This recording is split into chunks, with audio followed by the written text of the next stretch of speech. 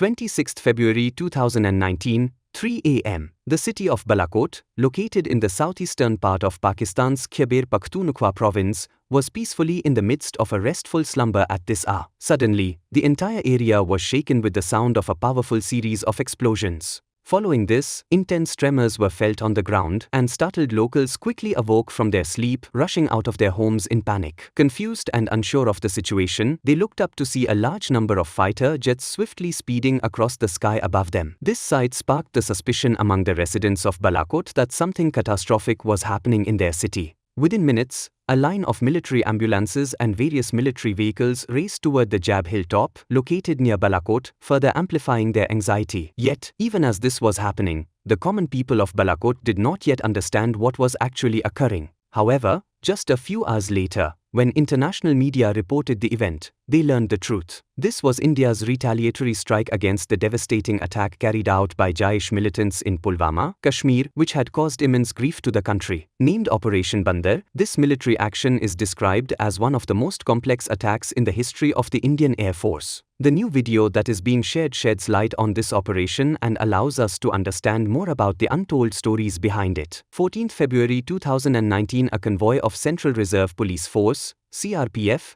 personnel, traveling from the Jammu Tansi camp to the Srinagar base camp for redeployment, was struck by a massive suicide bombing attack in Pulwama, a region situated along the route, which was carried out by Jaish-e-Mohammed, a terrorist organization based in Pakistan, India, and caused deep grief and anger across the nation. At least 40 brave CRPF Jawans lost their lives in this tragic incident, which was reported as one of the deadliest attacks against the Indian military in the history of independent India. The attack took place on the Jammu-Srinagar National Highway, where the convoy of nearly 2,500 soldiers traveling in at least 45 buses was struck by a minivan laden with heavy explosives, including RDX.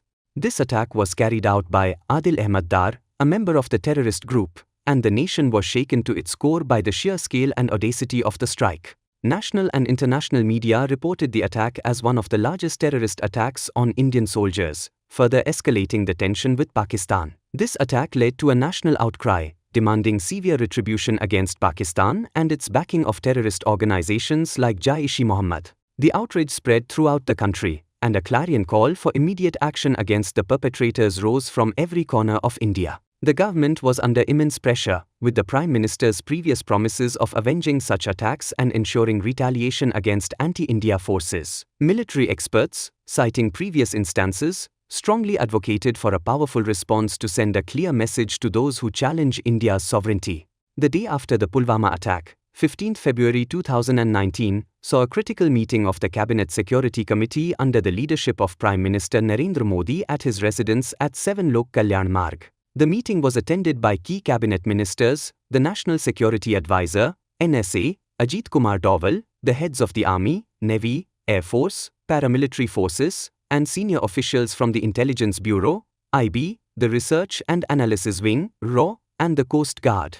During this meeting, there was a unanimous declaration to hunt down and eliminate the terrorist responsible for the attack, wherever he might be, and to ensure that the full force of India's military power would be used to strike at the heart of Pakistan-based terrorist organizations. In light of the gravity of the situation, the Prime Minister instructed NSA Ajit Doval to prepare swift counteraction plans to retaliate against Pakistan and its support for terrorism. This instruction marked the beginning of a high-level discussion regarding India's response to the attack. Within minutes of the meeting's conclusion, NSA Doval commenced confidential discussions with the military and intelligence heads in his office at South Block.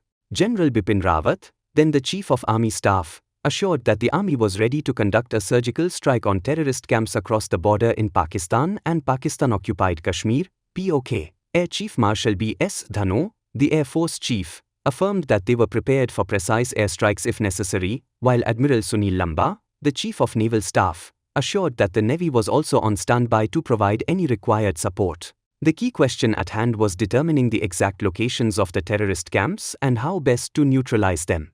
Based on the intelligence gathered, it was decided that the retaliation must be executed at the earliest, and every available military asset should be prepared for action. In the ensuing days, the National Technical Research Organization, NTRO, India's top technical intelligence agency, deployed its cutting-edge satellite fleet to monitor Pakistan's territory. These 9 satellites were capable of providing real-time surveillance across all of Pakistan, including the areas bordering India. The satellite control centers in various parts of India received continuous intelligence inputs, allowing them to track hostile movements and locations in Pakistan. Simultaneously, India's Foreign Intelligence Agency RAW began intercepting communications and movements within Pakistan, providing detailed information on Jaish-e-Mohammed's activities. NTRO's unmanned aerial vehicles, UAVs, mapped out the terrorist camps located in key areas, including Balakot, Muzaffarabad, Chakoti, and other regions in POK and Pakistan's Punjab province. Days later, RAW's signal intelligence planes discovered hundreds of active mobile signals coming from a large building in Balakot, a region suspected of harboring terrorist activity. RAW agents confirmed that the building was a major terrorist training center and that a significant number of Jaish-e-Mohammed operatives were present there, preparing for further attacks on Indian soil. This intelligence was swiftly passed on to NSA Dowal, and the decision was made to take decisive action. As the intelligence inputs were being processed, Dowal, accompanied by the 3 chiefs of the Indian Armed Forces and senior intelligence officers, met Prime Minister Narendra Modi again at his residence on 7 Lok Kalyan Marg. The high-level meeting focused on finalizing the strategy and operational details for the retaliation. The intelligence-gathering efforts did not stop there. RAW continued to enhance its surveillance, and satellite intelligence from the NTRO provided crucial updates on the movement of terrorist groups in real time. The comprehensive intelligence reports compiled by RAW and NTRO painted a clear picture of the threats posed by these terrorist groups and their ongoing operations against India. With this precise and actionable intelligence, India was now in a position to launch a targeted military operation against the terrorist infrastructure in Pakistan and POK. The response was swift, well-coordinated, and decisive, demonstrating India's resolve to protect its sovereignty and the lives of its brave soldiers. The combination of satellite intelligence, human intelligence, and technical surveillance gave India an edge in neutralizing the threat, which was promptly communicated to the military and intelligence heads for immediate execution. The stage was set for the retaliation that would follow in the coming days, marking a critical moment in India's fight against cross-border terrorism and its determination to stand firm in the face of such challenges. According to the available intelligence information, the terrorist camps run by the Jaish-e-Mohammed organization on Pakistani soil are not only large but also exceedingly dangerous, with operations specifically targeting India. This crucial piece of information was delivered to the Prime Minister during the briefing from the National Security Advisor. Dowal's argument was clear: the only way to effectively neutralize these camps was through a decisive, powerful strike. He further emphasized that, to execute such an operation efficiently, the Indian Air Force would be the best choice, given its superior capability over other military branches. He shared this personal viewpoint with Modi, stressing that unlike smaller terrorist camps, this particular facility, located about 50 kilometers from the Indian border and housing at least 300 militants, posed a critical threat that demanded immediate action. Dowal insisted that Balakot, the center of the Jaish-e-Mohammed operations, should be attacked. He made it clear that the government in New Delhi must take action to eliminate this threat decisively. His strategic advice to Modi was that destroying this facility through an airstrike would significantly enhance the nation's security. The Prime Minister, who holds Dowal in high regard as one of India's most exceptional intelligence officers, did not hesitate to approve the plan. Within minutes, after consulting with the heads of the Army and Navy, Modi authorized the Indian Air Force to carry out the mission to strike Jaish-e-Mohammed's training camp in Balakot. With the Prime Minister's approval, Dowal, taking the lead, formed a special task force, which included key figures such as Air Chief Marshal B.S. Dhano, Navy Chief Anil Deshmukh, NTRO Chief Satish Jha, and IB Chief Rajiv Jain. The task force was tasked with determining the exact timing and execution of the strike based on the precision of intelligence provided by various agencies. As part of the operation's preparation, Air Chief Marshal B.S. Dhano convened a meeting at the Indian Air Force headquarters in New Delhi, where senior Air Force officials assessed the best fighter aircraft for the mission. The primary objective was to choose the most capable aircraft that could hit distant enemy targets with pinpoint accuracy. After a thorough analysis, the task force recommended the use of the Mirage 2000 fighter jets, which were known for their exceptional precision. Furthermore, a strategic plan was developed to ensure that air cover would be provided to the mission's aircraft. The Sukhoi heavy fighters were tasked with this responsibility, while the mission would also rely on advanced reconnaissance aircraft such as the Falcon AWACS, Airborne Warning and Control System, and the Netra AWACS, which would help in tracking enemy movement and provide early warning. To ensure continuous operation without fuel shortages, it was decided that Il-78 aerial refueling tankers would be deployed to support the fleet. Given the nature of the target, the Jaish-e-Mohammed camp in Balakot was a large building complex, which led to the decision to use heavy glide bombs, specifically the Israeli-made Spice 2000 bombs, to ensure maximum destruction of the facility. Furthermore, as the mission aircraft would have to cross the Pakistani border, precautions were taken to prevent any enemy aircraft from threatening the operation. To address this, Sukhoi Su-30 fighter jets were equipped with KS-172 Novator anti-aircraft missiles, which could effectively neutralize any air threats. The final preparations for the mission included detailed assessments and analysis of several covert operations. Following continuous discussions, the team decided that the airstrike on Balakot would take place on the night of 26 February 2019, under the covert code name Operation Bandar. The operation was meticulously planned to ensure precision and efficiency. On 26 February, exactly at 1:15 am, 20 Mirage 2000 fighter jets of the Indian Air Force, equipped with heavy weaponry, took off from Gwalior Air Base in Madhya Pradesh. These jets targeted Bareilly, Uttar Pradesh, and began their ascent one after another, heading toward their objective. 6 of these aircraft carried a substantial load of Spice 2000 glide bombs, each weighing around 900 kilograms. Within a matter of minutes, these Mirage jets arrived over Bareilly's airspace. These aircraft were followed by 2 Il-78 aerial refueling tankers from the No. 78 Squadron, based in Agra. These tankers provided refueling support to the Mirage jets as they continued on their journey. After refueling half of the fleet, the tankers turned back toward Delhi's airspace, completing their part of the mission. At the same time, a Bereave AWACS Falcon aircraft and another Netra AWACS aircraft from the No. 50 Squadron took off from their respective bases in Agra and Bhatinda. These AWACS aircraft were integral to ensuring that the mission's aircraft were free from any threat from enemy forces, and they helped establish a secure air corridor. By 2 am, the Indian Air Force fleet reached the vicinity of the India-Pakistan international border in Punjab, where the next phase of the operation was set to unfold. The aircraft were about 10 kilometers apart from each other, and all air movements of Pakistani fighter jets across the border were being meticulously tracked by these two AWACS, which constantly relayed information about their radar signals and the positions of air defense batteries. This was communicated to the Mirage jets and their escorts through special communication channels, keeping everything in check without any interruption.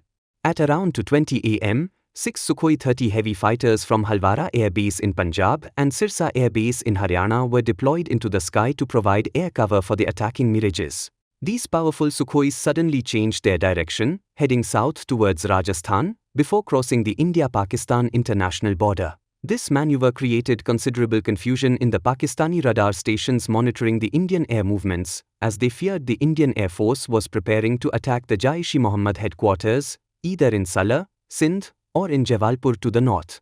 Consequently, Pakistan's entire fleet of F-16 fighter jets, which were conducting combat air patrols over Punjab's airspace, was put on high alert by the Pakistan Air Force. As a result, Pakistani aircraft rushed towards Bahawalpur and Salar to intercept the incoming Indian planes. However, the Pakistani Air Force was unaware that this was actually a well-executed trap. All Sukhoi 30 jets that were flying at the international border suddenly changed course, flying parallel to the border towards their home base, Halwara. When the Indian AWACS aircraft realized that the target was the Sukhoi 30 fighters, which were now flying over the Rajasthan border near Sargodha, they immediately redirected the Mirages to commence their strike mission on Balakot at exactly 2:45 am. The AWACS aircraft acted as a command and control center for the Indian strike group, processing real-time data received from satellites. This information was being continuously monitored and controlled by the Western Command Headquarters of the Indian Air Force.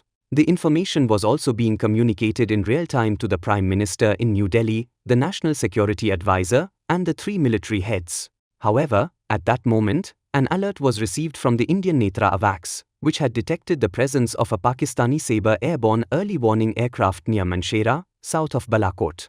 The Sukhois, which were on their way to strike Balakot, were instructed by the Netra AWACS to change their course and return towards Halwara to avoid the threat.